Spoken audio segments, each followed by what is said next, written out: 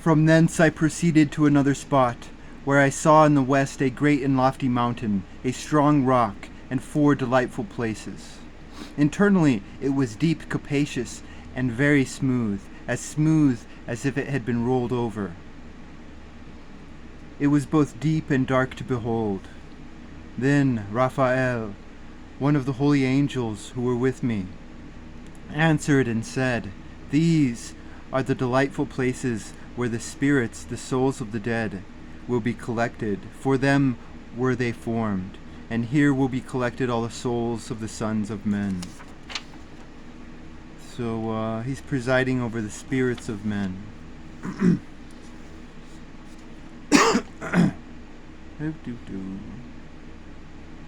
These places in which they dwell shall they occupy until the day of judgment, and until their appointed period.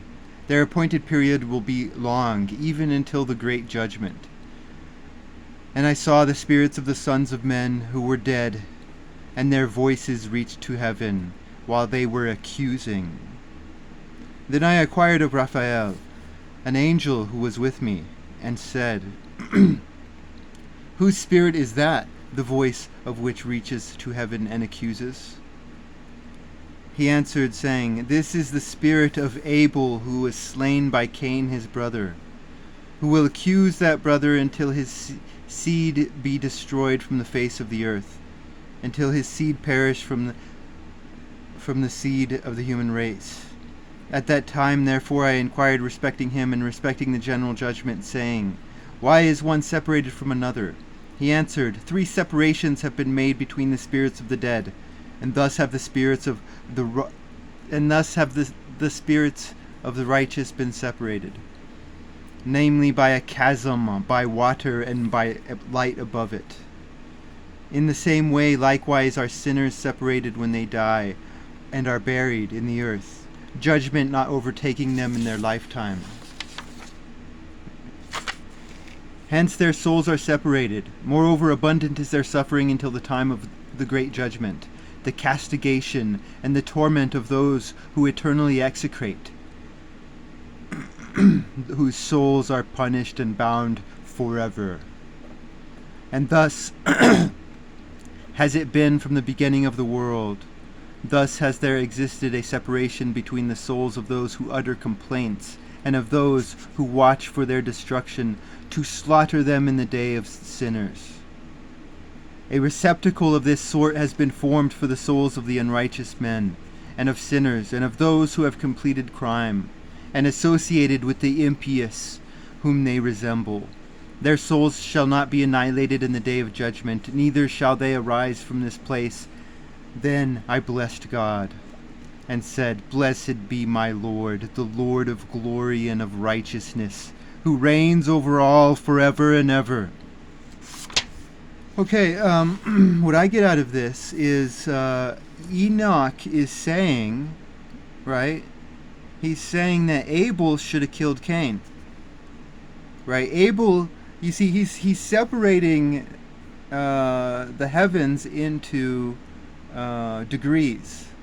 So there are different, like choirs of the angels.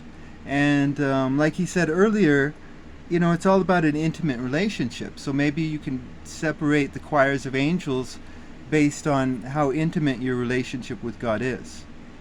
And he's saying that since Abel is a complainer, you know, he's like, oh, my brother Cain, he's so evil, and then, I mean, he's not wise. You know, Abel, he's a loving man, you know, a hardworking man, yada yada. He's got it all, you know, except wisdom. And you know, Enoch's wisdom is that Abel should have killed Cain before Cain killed Abel. And so Abel is going to be at the bottom of men, right? Because righteous men are at the top. Now he separates them into 3. That's interesting, right? And I don't understand the other 2. I understand that the top is righteousness. But I mean, there was like 3 things here. Chasm. That's. I mean, you understand the chasm now? right? The chasm is between the ones who were not wise. That's a great chasm, by water and light above it. So there's the three separations of men according to Enoch, right? This is some great stuff. Again, this is all moral philosophy. If you see properly, that is the revolution. In Enoch's, what he's saying, I think. Forever and ever. From thence I went to another place towards the west unto the extremities of the earth, where I beheld a fire blazing and running along without cessation, which intermitted its course, neither by day nor by night, but continued always the same. I inquired, saying, What is this which never ceases? Then Raguel, one of the holy angels who were with me, right? So this is punishment, inflicts punishment on the world and the luminaries. So that's what we're dealing with now. And said, This blazing fire which thou beholdest running towards the west is that of all the luminaries of heaven. I went from thence to another place and saw a mountain of fire flashing both by day and night. I proceeded towards it and perceived 7 splendid mountains, which were all different from each other. Their stones were brilliant and beautiful, all brilliant and splendid to behold, and beautiful was their surface. 3 mountains were towards the east, strengthened by being placed one upon another. 3 were towards the south, strengthened in a similar manner. There were likewise deep valleys which did not approach each other, and the 7th mountain was in the midst of them. In length they all resembled the seat of a throne, and odoriferous trees surrounded them. Among these there was a tree of an unceasing smell. Nor of those which were in Eden was there one of all the fragrant trees which smelt like this. Its leaf, its flower, and its bark never withered. Its fruit was beautiful. Its fruit resembled the cluster of the palm. I exclaimed, Behold, this tree is goodly in aspect, pleasing in its leaf, and the sight of its fruit is delightful to the eye. Then Michael, one of the holy and glorious angels, he's like virtue, I think, and nations. Of course, Enoch continues to have to point out that he's hanging out with the angels. Okay, so glorious angel who were with me, and one who presided over them, and answered and said, Enoch, why dost thou inquire respecting the odor of this tree? Why art thou inquisitive to know it? Right, so this is virtues, right? Virtues smell good, maybe. I don't know. Then I, Enoch, replied to him and said, Concerning everything I'm desirous of instruction, but particularly concerning this tree. He answered me, saying, That mountain which thou beholdest, to the extent of whose head resembles the seat of the Lord, will be the seat on which shall sit the holy and great Lord of glory, the everlasting King, when he shall come and descend to visit the earth with goodness. And that tree of an agreeable smell, not one of carnal odor, there shall be no power to touch until the period of great judgment, when all shall be punished and consumed forever. This shall be bestowed on the righteous and humble. Right? So those who can see and those who kick ass. Right? The fruit of this tree shall be given to the elect. For towards the north life shall be planted in the holy place, towards the habitation of the everlasting King. Then shall they greatly rejoice and exult in the Holy One. The sweet odor shall enter into their bones, and they shall live a long life on the earth, as thy forefathers have lived. Neither in their days shall sorrow, distress, trouble, and punishment afflict them. Okay, so this is basically an attitudes towards suffering, right? If you suffer and you're distressed about it, that's, bad according to Enoch, I would say. If you suffer and you're troubled, that would be bad. Suffering comes and goes. I don't think he's a sadomasochist. He's a man of a warm heart. But suffering comes. And when suffering comes, these are all bad. Right? So this is kind of like, if you think about the story of Odysseus, when he lands on the land of plenty, and there's all these effeminate people standing around, and that's all contrasted to Odysseus, the man of strength and suffering, right? I think that's maybe what he's going for. It's your attitude towards suffering, which is the poison. I think maybe as he is saying, they don't stink. Maybe there's no like if you're suffering and that's stinky. Maybe I don't know. What do you think? From thence I proceeded to the middle of the earth, and beheld a happy and fertile spot, which contained branches continually sprouting from the trees which were planted in it. There I saw a holy mountain, and underneath it water on the eastern side, which flowed towards the south. I saw also on the east another mountain as high as that, and between them there were deep but not wide valleys.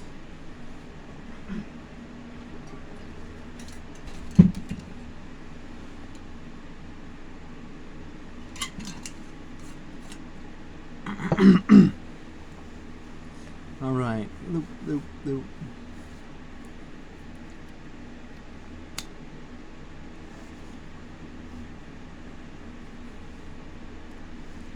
Okay. Deep but not wide valleys. There it is. Water ran towards the mountain to the west of this, and underneath there was likewise another mountain. There was a valley, but not a wide one, below it, and in the midst of them were other deep and dry valleys towards the extremities of the three. All these valleys, which were deep but not wide, consisted of a strong rock, with a tree which was planted in them. And I wondered at the rock and at the valleys, being extremely surprised.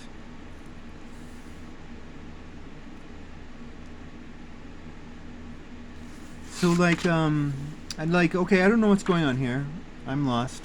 But with this rock imagery, I think in the Testament, right?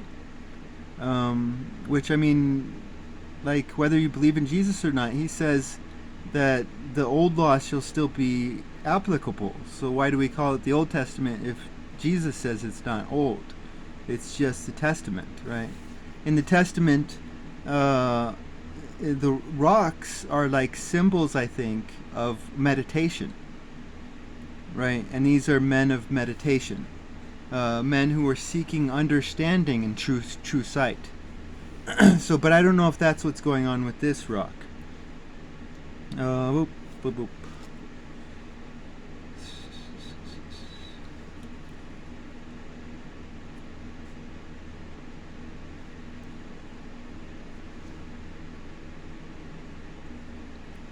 Then I said, what means this blessed land, all these lofty trees, and the accursed valleys between them?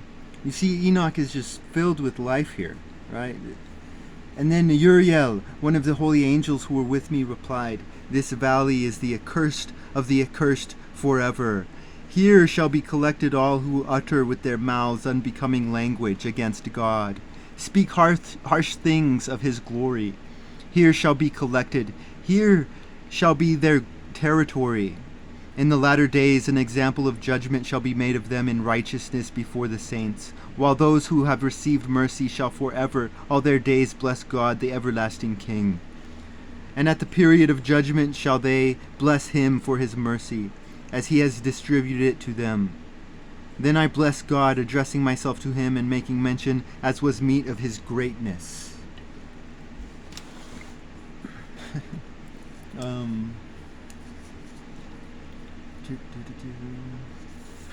Okay, so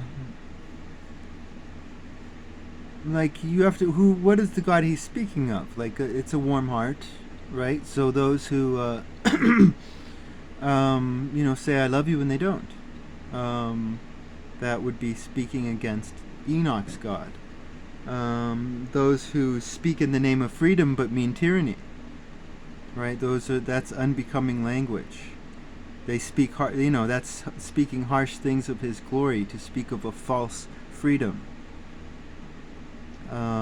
Maybe that is what this is going with. I mean, there's a lot of righteousness everywhere.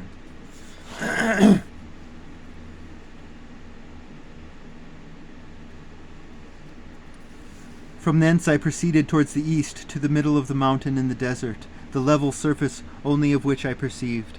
It was full of trees of the seed alluded to, and water leaped down upon it. There appeared a cataract, composed as of many cataracts, both towards the west and towards the east. Upon one side were trees, upon the other water and dew.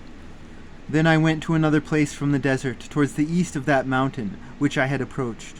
There I beheld choice trees, particularly those which produced the sweet-smelling drugs, frankincense and myrrh, and trees unlike to each other. And over it, above them, was the elevation of the eastern mountain at no great distance, where I perceived a goodly tree, which in smell resembled zasakinan. Towards the sides of these valleys I perceived cinnamon of a sweet odor. Over them I advanced towards the east.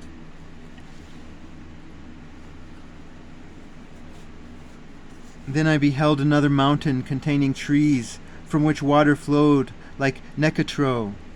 Its name was Sarira and Kalboneba. Upon this mountain I beheld another mountain, upon which were trees of Alva. These trees were full like almond trees and strong, and when they produced fruit it was superior to all perfume. After these things, surveying the entrances of the north above the mountains, I perceived 7 mountains replete with pure nard, odoriferous trees, cinnamon and papyrus. From thence I passed on above the summits of those mountains to some distance eastwards, and went over the Erythraean Sea. And when I was advanced far beyond it, I passed along above the angel Zatael, and arrived at the garden of righteousness. In this garden I beheld among other trees some which were numerous and large, and which flourished there. Their fragrance was agreeable and powerful, and their appearance both varied and elegant. The tree of knowledge was also there, of which if any of one eats, he becomes endowed with great wisdom. It was like a species of the tamarind tree, bearing fruit which resembled grapes extremely fine, and its fragrance extended to a considerable distance. I exclaimed, "How beautiful is this tree, and how delightful is its appearance!"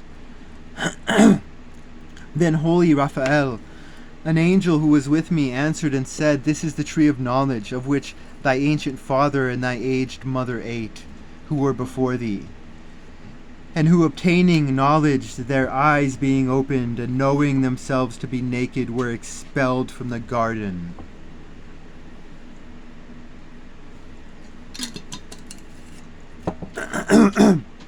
Okay, so I think, like, theoretically speaking, like, a lot of this stuff, again, is locked to me. But, like, right here, though, theoretically speaking, I think Enoch's a nudist. Okay? But we don't have to take this literally, okay? Because he's talking about shame. This goes back to the image of the pimp earlier. I mean, you should, if you're doing no wrong, you should have no shame. And if you have shame, then get the fuck out. Walk back in any time. I think that's maybe what he's going for here. I don't know. From thence I went on towards the extremities of the earth, where I saw large beasts different from each other, birds various in their countenances and forms, as well as with notes of different sounds. To the east of these beasts I perceived the extremities of the earth, where heaven ceased. The gates of heaven stood open, and I beheld the celestial stars come forth. I numbered them as they proceeded out of the gate, and wrote them all down, as they came out one by one according to their number. I wrote down their names altogether, their times and their seasons, as the angel Uriel, who was with me, pointed them out to me. He showed them all to me and wrote down an account of them. He also wrote down for me their names, their regulations, and their operations. From thence I advanced on towards the north, to the extremities of the earth, and there I saw a great and glorious wonder at the extremities of the whole earth. I saw there heavenly gates opening into heaven, 3 of them distinctly separated. The northern winds proceeded from them, blowing cold, hail, frost, snow, dew, and rain. From one of the gates they blew mildly, but when they blew from the other 2 gates, it was with violence and force. They blew over the earth strongly. From thence I went to the extremities of the world westwards, where I perceived 3 gates open, as I had seen in the north, the gates and passages through them being of equal magnitude. Then I proceeded to the extremities of the earth southwards, where I saw 3 gates open to the south. Okay, I just had an idea, I don't know. Because we're going to get into astronomy later.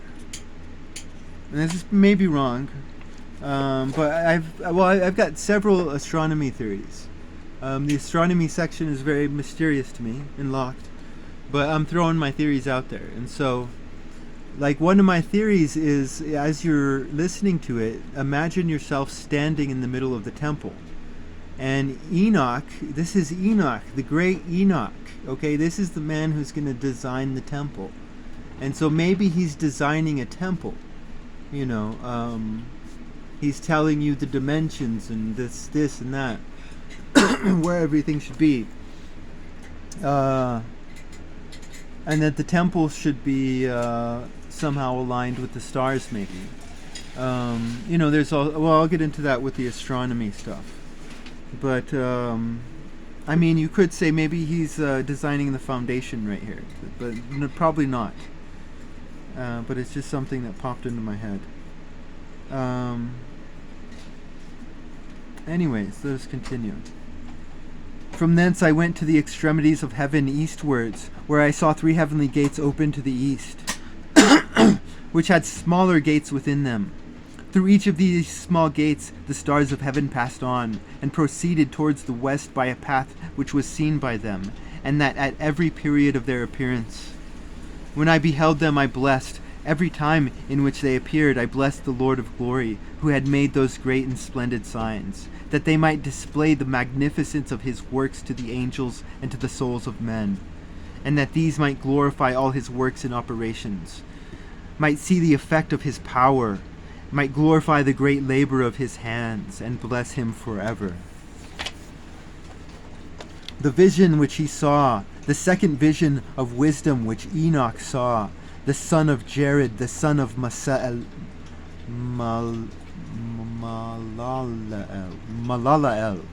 the son of Canaan, the son of Enos, the son of Seth, the son of Adam. This is the commencement of the word of wisdom,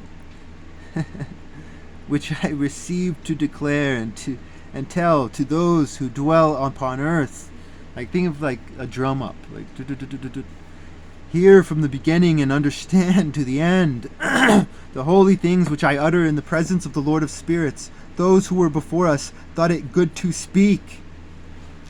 Right, and I think maybe we're going to get to it. And let not us who come after obstruct the beginning of wisdom. Until the present period never has there been given before the Lord of spirits that which I received, wisdom according to the capacity of my intellect and according to the pleasure of the Lord of spirits, that which I have received from him, a portion of eternal life. Okay, so I keep talking about Enoch, but this is the example right here. Okay, because for those who can see what this is classic Mesopotamian scribal bragging, right? This is what he's doing. Like Enoch is oozing with Mesopotamianness, right? He's got Mesopotamianness oozing all out of him, and this is a classical. I mean, it's like, because what is a scribal bragging? Scribal bragging is exactly like what the rappers do. It's like, you know, My rap's awesome, your rap sucks. That's scribal bragging. And he says your rap sucks in here, but he doesn't say it. It's understood. Right? Because, never has been received wisdom according to the capacity of intellect, right? According to the pleasure of the Lord of Spirits. Like, he wins the scribal contest, right? This is the greatest, dispelling of wisdom ever. Okay? This is a glorious man. And I obtained 3 parables which I declared to the inhabitants of the world. Parable the first. When the congregation of the righteous shall be manifested, and sinners be judged for their crimes, and be troubled in the sight of the world, when righteousness shall be manifested in the presence of the righteous themselves, who will be elected for their good works duly weighed by the Lord of Spirits, when the light of the righteous and the elect who dwell on earth shall be manifested, where will the habitation of sinners be, and where the place of rest for those who have rejected the Lord of Spirits? It would have been better for them had they never been born. When too the secrets of the righteous shall be revealed, then shall sinners be judged, and impious men shall be afflicted in the presence of the righteous and the elect. From that period those who possess the earth shall cease to be powerful and exalted, neither shall they be capable of beholding the countenances of the holy, for the light of the countenances of the holy, the righteous, and the elect has been seen by the Lord of Spirits. Yet shall not the mighty kings of that period be destroyed, but be delivered into the hands of the righteous and holy. Nor thenceforwards shall any obtain commiseration from the Lord of Spirits, because their lives in this world will have been completed.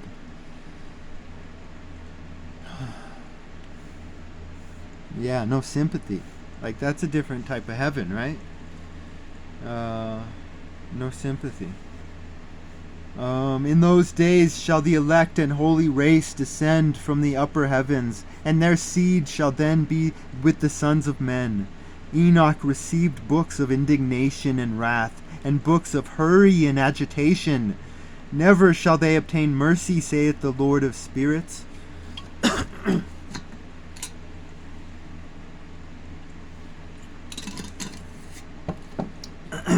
Let's see here. Mercy, mercy. No, there it is. A cloud then snatched me up, and the wind raised me above the surface of the earth, placing me at the extremity of the heavens. There I saw another vision. I saw the habitations and the couches of the saints. Couches, right? Rest. There my eyes beheld their habitations with the angels, and their couches with the holy ones. They were entreating, supplicating, and praying for the sons of men, while righteousness like water flowed before them, and mercy like dew was scattered over the earth. And thus shall it be with them forever and ever. No, forever and forever. Okay, so there it is. Dew, mercy, right? Righteousness, water, right? That makes sense. Water, righteousness, flowing. You can't stop the flow of water. And mercy is due. So whatever that means. At that time my eyes beheld the dwelling of the elect of truth, faith, and righteousness. Countless shall be the number of the holy and the elect in the presence of God forever and forever. Their residence I beheld under the wings of the Lord of Spirits. All the holy and the elect sung before him in appearance like a blaze of fire, their mouths being full of blessings, and their lips glorifying the name of the Lord of Spirits. And righteousness incessantly dwelt before him. There was I desirous of remaining, and my soul longed for that habitation. There was my antecedent inheritance, for thus had I prevailed before the Lord of spirits. At that time I glorified and extolled the name of the Lord of spirits with blessing and with praise. For he has established it with blessing and with praise according to his own good pleasure. Right? That place long ago did my eyes contemplate, and blessed and said, Blessed be he, blessed from the beginning forever. In the beginning before the world was created, and without end is his knowledge. What is this world? Of everything existing, of every existing generation, those shall bless thee who do not sleep in the dust, but stand before thy glory, blessing, glorifying, exalting thee, and saying, The holy, holy Lord of spirits fills the whole world of spirits. There my eyes beheld all who without sleeping stand before him and bless him, saying, Blessed be thou, and blessed be the name of God, forever and forever. Then my countenance became changed, until I was incapable of seeing.